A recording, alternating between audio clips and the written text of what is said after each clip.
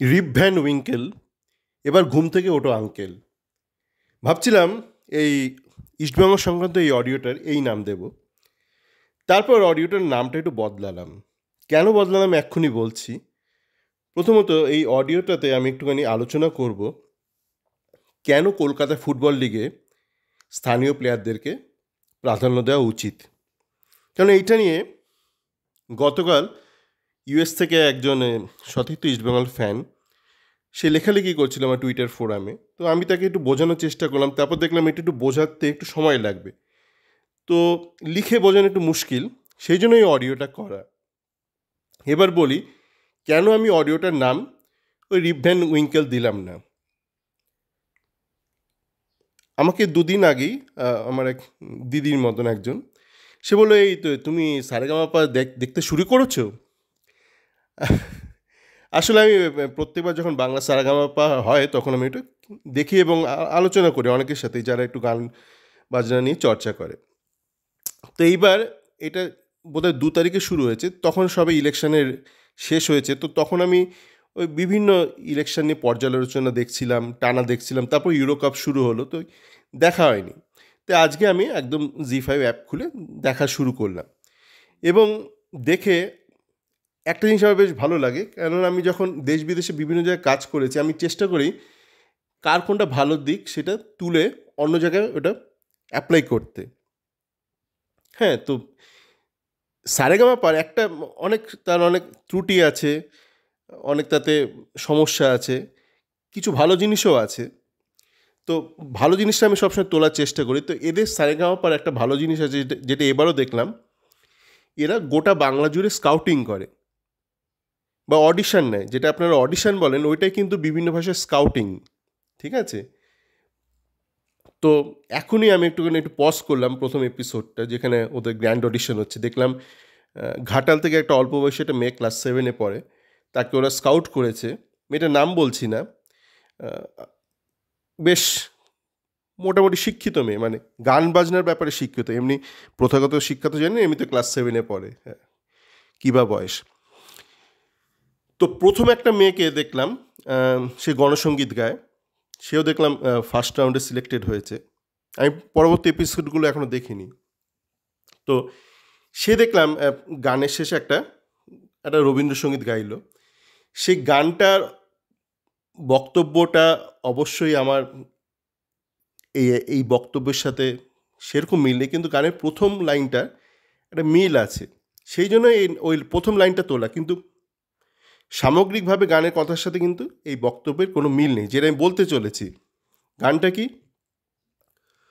ও যে মানে না মানা, ও যে মানে না মানা, আখি ফিরাইলে বলে না না না,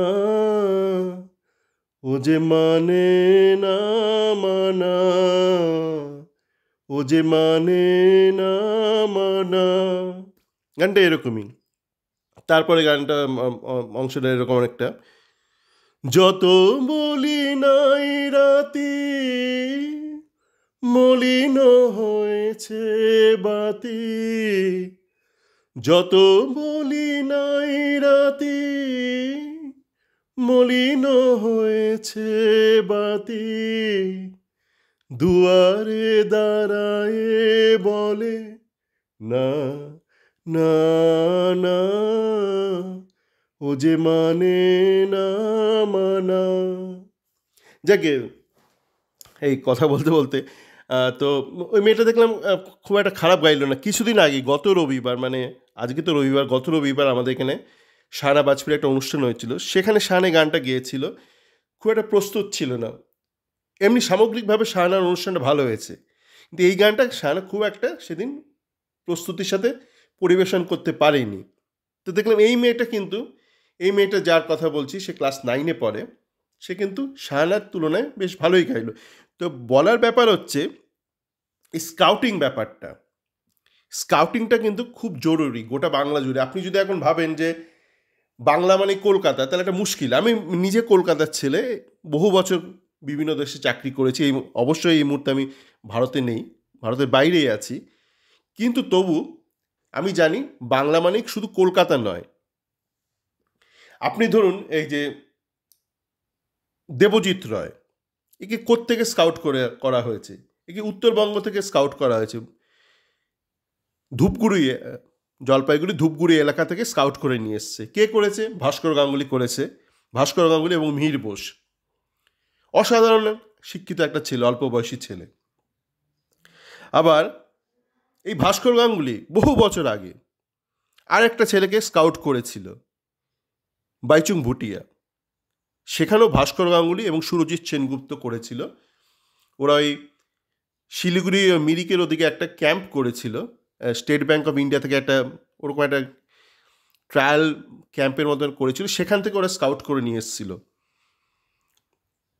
তো এইটা গেল স্কাউটিংয়ের ব্যাপার। তারপর যেমন শ্যামল বেসরা, পান্ডুয়ার ছেলে, ঠিক আছে। এখন এই যে শ্যামল বেসরা, দেবজিৎ রায়, এদের নাম আপনারা অনেকেই জানতে পারতেন না। আমি আমার চ্যাট ফোরামে কিন্তু প্রথম এদের নিয়ে একটু হইচই শুরু করেছিলাম, কেন ইস্টবেঙ্গলে যে একটা চক্র আছে যারা কে গার্বেজ ডাম্প করে, তারা কিন্তু এদেরকে প্রায় বস্তার মধ্যে ঢুকিয়ে ফেলেছিল প্রায়। শ্যামলকে তো গত ক্যালকাটা ফুটবল লিগ থেকে প্রায় বসিয়ে দিয়েছিল। তো এই বিষয়ে আসবো, আরও আসবো। সবার আগে বলি, এই কলকাতা ফুটবল লিগে কেন স্থানীয় প্লেয়ারদের নেওয়া একটু দরকার। দেখুন, আমাদের দেশে যেটা হয়েছে না, মানে অল্প বয়সী যাদের খুব কম বয়স, তাদের অতীতটা জানা নেই। আর যাদের একটু মোটামুটি একটু, যারা একটু বয়োজ্যেষ্ঠ বা যাদের একটু সোকল্ড বয়স রয়েছে, তাদের আবার এই নিজেকে আপডেট করার প্রবণতাটা খুবই কম। মানে আমাদের দেশে যেটা হয়, মানে বয়স্ক মানুষ একটা লায়াবিলিটি হয়ে যায় সোসাইটির কাছে। আমি যখন প্রথম বিদেশে যাই, মানে প্রথম চাকরি করি বহু বছর আগে, তখন আমি প্রথম ইংল্যান্ডে গিয়েছিলাম। তো ওখানে গিয়ে দেখেছিলাম যে মানুষের যত বয়স বাড়ে, সাধারণত তার কন্ট্রিবিউশন টু দ্য সোসাইটি বাড়তে থাকে, কেননা সে তার নলেজটা সারাক্ষণ আপগ্রেড করতে থাকে। আর আমাদের দেশে যেটা হয়, মানে আফটার 30-35 মানুষ তখন একটা লায়াবিলিটি হয়ে যায় সোসাইটির জন্য। মানে সে তারপরে কিছু শেখে না, সে আমাদের টাইম এগুলো করতে থাকে, আর নতুনকে বলে না এটা তোমাদের টাইম, তোমাদের টাইম। মানে সে বেঁচে আছে সেই টাইমে, কিন্তু বলে এটা তোমাদের টাইম আর ওইটা ছিল আমাদের টাইম। মানে আমি এরকম একটা ঘটনা এখানেও ঘটেছিল। আমি যেখানে রয়েছি একটা অনুষ্ঠানে, সাংস্কৃতিক অনুষ্ঠানে, সেখানে একটা ওরকম একটা পরিবেশন করা হয়েছিল, একটা 90s romance in 90s Kolkata বলে। সেটা শেষে কিছু বয়স্ক মানুষ আমি বলছি, তোমাদের টাইমে এইসব। আমি বললাম 90s আপনাদের টাইমে না, আপনি তো তখন বেঁচে ছিলেন, আপনি তো এখনও বেঁচে আছেন 2024 সালে। আর 90-তে আপনি বেঁচে ছিলেন না।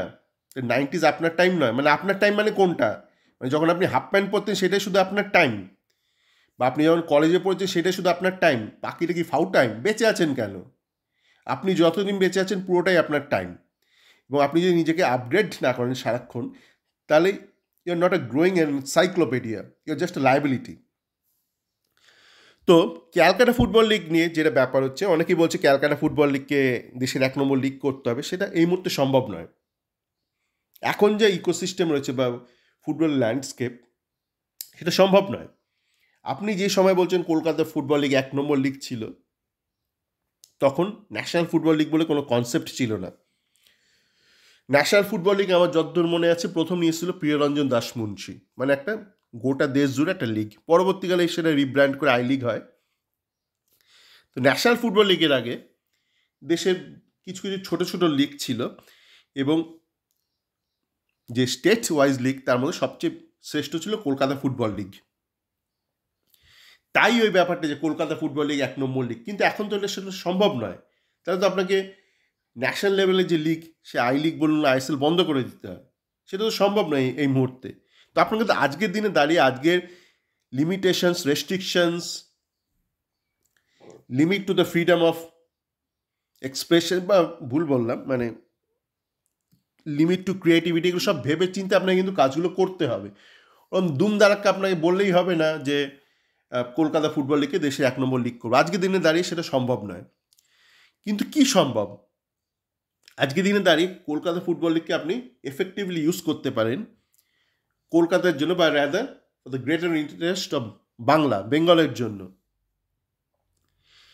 কিছুদিন আগে, মানে কিছুদিন না, বেশ অনেক মাসই হয়ে গেল, আপনারা দেখেছিলেন কলকাতা ফুটবল লিগের একটা ছোট ক্লাব, তথাকথিত ছোট ক্লাব বা মাইনর ক্লাব, একটা করেছিল, কি বলে, ক্রাউড ফান্ডিং করেছিল। তো সেই ক্রাউড ফান্ডিংয়ের সঙ্গেও কিন্তু যুক্ত ছিলাম আমি ব্যক্তিগতভাবে, এবং আমার সতীর্থ এক ফ্যান, যে আমার ফ্যান মানে ইস্টবেঙ্গলের ফ্যান, মানে আমার ফ্যান নয়, আমার সতীর্থ এক পরিচিত এক ব্যক্তি বা বন্ধুস্থানীয় বলতে পারেন, সতীর্থ ইস্টবেঙ্গল ফ্যান, সে থাকে ইউএসএতে বহু বছর ধরে। তো আমরা দুজনে কিন্তু এই কনসেপ্টটা দিয়েছিলাম। তারপর একটা ব্যাপারে আলাপ হয়েছিল সেই ক্লাবের একটা সো কল্ড একজন, মানে সিনিয়র লিডারশিপ একজন ব্যক্তির সাথে। তো দেখলাম, মানে সে বলছে সে তার কিছু ট্রেনিং ইকুইপমেন্টস হলে ভালো হয়, টাকা পয়সা নেই। তো আমরা বললাম ক্রাউড ফান্ডিং করুন। তো ক্রাউড ফান্ডিং ব্যাপারটা নিয়ে সে অতটা ব্যাপারটা জানতো না, না জানা কোনো ক্ষতি নয়, মানে যে জানে না সেটা সমস্যা নয়, কিন্তু কেউ যদি না জেনে জানার ভান করে সেটা একটা সমস্যা। তো ক্রাউড ফান্ডিংয়ের আইডিয়া তো ছিল আমাদের, থিওরিটিক্যাল আইডিয়া আমার এবং আমার ওই সতীর্থ বন্ধুর, কিন্তু মানে প্র্যাকটিক্যালি কোনো দিন করিনি। কিন্তু হাতি করা কিছু নয়, একটু খোঁজ করলাম, করে পুরো জিনিসটা আমরা বলে দিলাম কিভাবে কি করতে হবে, কোথায় কি করতে হবে, কি লিখতে হবে, পুরো ডিজাইনটা করে দিলাম। তো তখন করার সময়, তখন কলকাতা ফুটবল লিগে একটা বাঙালি ছেলে বেশ ভালো খেলছে স্ট্রাইকার হিসেবে, নামটা করছি না, আপনারা বুঝবেন কে কার কথা বলছি। মানে আমার খুব কমই প্লেয়ারকে দেখে শিক্ষিত লাগে, যাকে শিক্ষিত লাগে আমি বলে দিই। তো সেই ছেলেটাকে মানে বেশ ভালো লাগছে, তো আমি টুইটারে লিখছিলাম, তখন অনেকে মানে হ্যাটা করতে শুরু করলো। বাঙালি আছে, যারা বাঙালি মানে ম্যাক্সিমাম যারা বাংলার বাইরে কোনো দিন বেরোয়নি, তারা বেশি বাংলাকে হ্যাটা করে, মানে তাদের নিজেদের ক্ষমতা নেই বাংলা থেকে বেরোনোর। হ্যাঁ, বা বাই চান্স যদি একটু ব্যাঙ্গালোর চলে যায়, তাহলে তো মানে সে সাপের 5 পা দেখে নেয়। তো যেহেতু আমি বহু দেশে থেকেছি, উন্নত দেশে থেকেছি, কাজ করেছি, তো আমার মতো ইনফিনিটি কমপ্লেক্সটা নেই, এবং আমি জানি আমার মতন এরকম অনেকের মধ্যেই নেই, যে ফ্যানটার কথা বললাম তার মধ্যেও নেই। কেন থাকবে? থাকার তো একটা কারণ থাকতে হবে। আপনাকে তো সত্যিকার একটা ইনফেরিয়ার হতে হবে, তবেই তো আপনি ইনফিনিটি কমপ্লেক্সে ভুগবেন। তো তো তখন তারা বলছে, গুরকিরাত কি এই ছেলেটার নাম করছো, মানে কে কোথাকার ছেলে, বাঙালি ছেলে, আদিবাসী ছেলে, এইসব বলে বেড়াচ্ছিল। তো যাকে কাজের কথায় আসি, তো সেই ক্লাবের কর্তাকে বললাম যে ওকে এবার মনে হয় আপনার উচিত ইস্টবেঙ্গল বা মোহনবাগান এরকম কোনো একটা টিমে দেওয়ার। বলছে না না, ওকে আমি আইএসএলের জন্য তৈরি করব। মানে বুঝুন, মানে এই ধরনের ব্যক্তিরা বিভিন্ন সোশ্যাল মিডিয়া প্ল্যাটফর্মে যায়, গিয়ে বলতে থাকে ইগর খারাপ, কল্যাণ খারাপ, এই খারাপ, ভারতীয় ফুটবলে কিছু হয় না। তারা নিজেরাই কিন্তু গণ্ডগোলের ব্যক্তি, নিজেরাই বেসিক্যালি গণ্ডগোলের ব্যক্তি। ওই জন্য ওই ওই ক্রাউড ফান্ডিং ঘটনার পর থেকে আর তাকে কোনো জ্ঞান ঠ্যান দিই না, যোগাযোগও রাখিনি। কারণ দেখেছিলাম ফুটো পাত্র সে, আমি ছোটো ছোটো জিনিসটাই বুঝে যাই, কেন অনেক দেশে ঘুরেছি তো, অনেক দেশের অনেক মাকালের সঙ্গে কাজ করেছি, তাই আমি মাকাল দেখলেই বুঝে যাই মাকাল ফল কোনটা হয়, মানে বিভিন্ন দেশের বিভিন্ন মাকাল ফল আমি দেখলেই বুঝে যাই। সে বলছে একে আমি আমার ক্লাবে রেখে আইএসএল স্ট্যান্ডার্ড করব। মানে কি করে করবে আমি বুঝতে পারছি না। আপনি কলকাতা ফুটবল লিগ খেলে কেউ কোনো দিন আইএসএল খেলতে পারবে না, এটা আপনার বুঝতে হবে। সেই জামানা নেই, 80s 70s নেই, 2024-এ আপনি আছেন। কলকাতা ফুটবল লিগের গুরুত্ব আছে, কিন্তু আপনাকে বুঝতে হবে কলকাতা ফুটবল লিগটা এখন ঠিক কোথায় দাঁড়িয়ে আছে, এটাকে আপনার মাথায় রাখতে হবে। তো কলকাতা ফুটবল লিগকে কিন্তু আপনি ইউজ করতে পারেন as a stepping stone to move towards ISL, মানে কলকাতা ফুটবল লিগে একটা ছোটো ক্লাবে খেলে কেউ কোনো দিন আইএসএল স্ট্যান্ডার্ডে যেতে পারবে না, এবং পারেওনি। মানে পরবর্তীকালে প্লেয়ারটা চোট লাগে এবং তার উল্টোপাল্টা চিকিৎসা হয়। যাকে লেটেস্ট ঘটনা হচ্ছে সেই ছেলেটা কিন্তু মোটামুটি একটা দ্বিতীয় সুযোগ পেয়েছে জীবনে, একটা সেকেন্ড চান্স হ্যাজ গট। দেখা যাক এবার কলকাতা ফুটবল লিগে কী হয় সেই ছেলেটার সাথে। ইনফ্যাক্ট আমার ব্যক্তিগতভাবে মনে হয় দেবজিৎ রায়ের থেকে ওই ছেলেটার এই মুহূর্তে আইএসএলে ভালো কিছু করার একটা বেশি সম্ভাবনা আছে। Debjit Roy no doubt is one of the most educated young strikers, কিন্তু ক্লাস 8-এ কেউ দারুণ ট্যালেন্টেড, কেউ দারুণ স্টুডেন্ট মানে এই নয় যে সে ক্লাস 12-এ দুম করে দারুণ রেজাল্ট করবে। এরকম আগেও অনেক ঘটেছে কলকাতায় বা বাংলায়, মানে কেউ ধরুন ক্লাস 8-এ খুব ভালো রেজাল্ট করেছে, দুম করে তাকে ডবল ট্রিপল প্রমোশন দিয়ে দেওয়া হয়েছে, তারপর সে হারিয়ে গেছে। আগে এগুলো খুব হতো আকছার, মানে ওই ইন্টারনেট আসার যুগের আগে এই ধরনের মানে উল্টোপাল্টা কাজকর্ম খুব হতো। খুব ভালো একটা স্টুডেন্ট ক্লাস 5-এ খুব ভালো রেজাল্ট হচ্ছে, পেপার কি হইচই হচ্ছে, দুম করে তাকে ক্লাস 8-এ করে দেওয়া হলো বা ক্লাস 10-এ তাকে মাধ্যমিক দিয়ে দেওয়া হলো, মানে কনিষ্ঠতম মাধ্যমিক পাস, তারপর সে হারিয়ে গেছে। এরকম প্রচুর মানুষের ক্ষতি করা হয়েছে, বিভিন্ন রাজনৈতিক মহল থেকে ক্ষতি করা হয়েছে, মিডিয়া, রাজনৈতিক মহল, এরা প্রচুর ছোট ছোট প্রতিভার ক্ষতি করেছে। তো দেবজিৎ রায়ের ক্ষেত্রে ঠিক আছে, এই যে ধরুন এই বিনো, একে আরএফডিএল ফাইনালে দুম করে নামিয়ে দিল। দেবজিৎ রায়কে আন্ডার 17-এ খেলছিল, ভালো খেলছিল, ওকে আরএফডিএলে তোলা হলো, ফাইনাল রাউন্ড যেটা হচ্ছে বোম্বেতে, ওকে কোনো ম্যাচে নামানো হলো না, দুম করে তুক্কা মেরে ফাইনালে নামিয়ে দেওয়া হলো। তো আমি দেখছি ফাইনালে ওকে যখন নামিয়েছে, শুরুতেও না পাঞ্জাবে যে ছেলেরা রয়েছে ওদের একটুখানি মানে বড় চড়ো চেহারা, বয়স টয়স কত জানি না এক্স্যাক্ট, সার্টিফিকেট আমি ঠিক বিশ্বাস করি না, এসব উত্তর দক্ষিণের সার্টিফিকেট আমার খুব একটা ভরসা নেই। তো যা গিয়ে বেশ স্বর্ণমন্ডা এসব ছেলেদের সঙ্গে প্রথমে দেখছি দেবজিৎ ঠিক পেরে উঠছে না। তার মানে কি দেবজিৎ খেলতে পারবেন না? তা নয়, আপনাকে একজন সময় দিতে হবে, কাউকে কোনো কিছু অ্যাডজাস্ট করার সময় দিতে হবে। তো আপনি যদি দেবজিৎকে একটু আগে থেকে নামাতেন বা দেবজিৎকে আপনি যদি ধরুন সিনিয়র টিমের সাথে প্র্যাকটিস করাতেন, তাহলে ও একটু সময় পেত। এরকম তুক্কা মারা হয় না, একটা ক্লাস 8 একটা ভালো স্টুডেন্ট দুম করে আপনি নামিয়ে দিলেন, ও ক্লাস 10-এ বা 12-এ ভালো করবে। আপনাকে ধাপে ধাপে এগোতে হবে। তো দেবজিৎ এখন যেহেতু ধরুন কলকাতা ফুটবল লিগের টিমে রয়েছে, প্র্যাকটিস করছে, তো আশা করি ও কিছু মিনিট খেলবে। মানে আপনি এটা প্রত্যাশা করবেন না কলকাতা ফুটবল লিগে দারুণ খেলে দেবে, বা ও যদি ওকে আইএসএল স্কোয়াডে নেয় ডেভেলপমেন্ট কোটায়, যেটা ওকে নেওয়া উচিত, ভাববেন না যে আইএসএলে নেমেই ফাটাফাটি করে দেবে। ওই ধরনের তুক্কাবাজি থেকে বেরিয়ে আসুন। একটা একটা ধাপে ধাপে যদি ঠিকঠাকভাবে ওর ডেভেলপমেন্ট হয়, তাহলেও ভালো করবে আগামী দিনে। তুক্কাবাজি করে ভারতে কিচ্ছু হয় না, কিচ্ছু হচ্ছেও না, হবেও না, যদি তুক্কাবাজি করে যান আপনি। তো একই ঘটনা ঘটেছিল শ্যামল বেসরার সাথে। শ্যামল বেসরার সাথে যেটা হয়েছিল, ওকে দুম করে সেকেন্ড হাফে শুরুতে নামিয়ে দিয়েছিল আইএসএলের লাস্ট ম্যাচে পাঞ্জাবের সাথে করে, সেটা নিয়ে পরে একটা বাহানা গাইছিল কুয়াদ্রাত, ও শক্তিতে পেরে উঠছিল না। না, শ্যামলের ক্ষেত্রে শক্তিটা একটা ব্যাপার ছিল, কিন্তু প্রথম 10-15 মিনিট ফাইনালে ওর একটা প্রবলেম হচ্ছিল, সেটা হচ্ছে স্পিডের সাথে। শ্যামল বেসরা ইস্টবেঙ্গলের এই মুহূর্তে যত প্লেয়ার আছে তার মধ্যে মোস্ট এডুকেটেড, ঠিক আছে, ফুটবলিং এডুকেশন মোস্ট এডুকেটেড, কিন্তু একই ব্যাপার, শ্যামল বেসরা খেলছিল আরএফডিএলে, কলকাতা ফুটবল লিগে খেলা শুরু করেছিল, ওকে তুলে নেওয়া হয়েছিল, তারপর অনেক দিন ওকে বসিয়ে দিয়েছিল, প্রায় ওকে আউট করে দেওয়ার একটা তালে ছিল এই ইস্টবেঙ্গলের কোচটা। তারপর হয়নি, আরএফডিএলে ভালো খেলেছে, ম্যান অফ দ্য ম্যাচ হয়েছে, সেইটা প্রথমে চেপে রাখছিল মিডিয়া। তো আমি আমার চ্যাট ফোরামে প্রচুর লেখালেখি শুরু করি, তারপর বাধ্য হয়ে এইসব যেসব নেক্সাস আছে ওরা তখন বাধ্য হয়ে শ্যামল বেসরা করতে শুরু হয়, তখন ওকে আলটিমেটলি প্রমোশন দিতে বাধ্য হয় আইএসএল স্কোয়াডে। তো আইএসএল স্কোয়াডে প্রমোশন দেওয়ার পর তখন কিন্তু খুব বেশি ও অনুশীলন করার সুযোগ পায়নি শ্যামল বেসরা, কেন তখন খুব ট্রাভেল করছিল ইস্টবেঙ্গল টিম। তো প্রথম যখন না মানে ও স্পিডে একটু অ্যাডজাস্ট করতে সমস্যা হচ্ছিল, কেননা আপনি ধরুন আরএফডিএল একটা স্পিডে খেলছেন, আইএসএলের অন্য স্পিড, সেই স্পিডে দুম করে কাউকে ফেলে দিলে তার কিন্তু একটা শক লাগে। তো প্রথম 10-15 মিনিট ওর কিন্তু শকটাই লেগেছিল। তো ইট ওয়াজ মোর অ্যাবাউট স্পিড, আর কিছুটা স্ট্রেংথ অবশ্যই ব্যাপার। কিন্তু এখন আপনি যদি শ্যামল বেসরাকে নিয়মিত কলকাতা ফুটবল লিগে খেলান, আর ও যদি নিয়মিত আইএসএল স্কোয়াডের সাথে প্র্যাকটিস করে ইস্টবেঙ্গলে, দেখবেন ও কিন্তু আইএসএল লেভেলেও ভালো খেলবে। তো এই যে এখন আপনাকে কলকাতা ফুটবল লিগটা কিন্তু এইভাবে ভাবতে হবে, যে এইটাকে আপনাকে কিন্তু ইউজ করতে হবে to develop players for ISL, ঠিক আছে। এই যে ধরুন সায়ন ব্যানার্জির একটু সমস্যা আছে, কিছু টেকনিক্যাল ত্রুটি আছে, মানে বিষ্ণুর মতন অত সিরিয়াস ত্রুটি নয়, আছে কিছু ত্রুটি আছে, সেটা নিয়ে এই মুহূর্তে আলোচনা করতে চাই না। কিন্তু তা সত্ত্বেও ও কিন্তু মোটামুটি খেলে দিয়েছে আইএসএলে, আপনার 30 মিনিট 45 মিনিট খেলে দিয়েছে ম্যাচ টাইমও দিয়ে দিয়েছে, স্ট্যান্ডার্ড ম্যাচ টাইম। ও কিন্তু কলকাতা ফুটবল লিগ থেকে এসছে, মানে গত বছর ওই যে উইন্টার উইন্ডোতে, না সরি ভুল বললাম, ও শুরু করেছিল কালীঘাট এমএসের খেলা, তারপর যখন সামার উইন্ডোটা ঠিক শেষ হওয়ার আগেই ও ইস্টবেঙ্গলে জয়েন করে, ও আর কৌস্তভ জয়েন করে, কৌস্তভ দত্ত।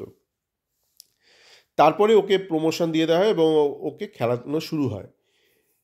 তো ওকে যদি আপনি কলকাতা ফুটবল লিগে সুযোগ না দিতেন, যদি কালীঘাট এমএ সুযোগ না দিত, তাহলে তো আপনি ওকে পেতেন না। তো এরকম আজকের দিনে দাঁড়িয়ে আপনি যদি ধরুন শ্যামল বেশ্রাকে সুযোগ না দেন, দেবজিৎ রায়কে কলকাতা ফুটবল লিগে সুযোগ না দেন, তাহলে তো এরা কোনোদিনই আইএসএলে খেলতে পারবে না।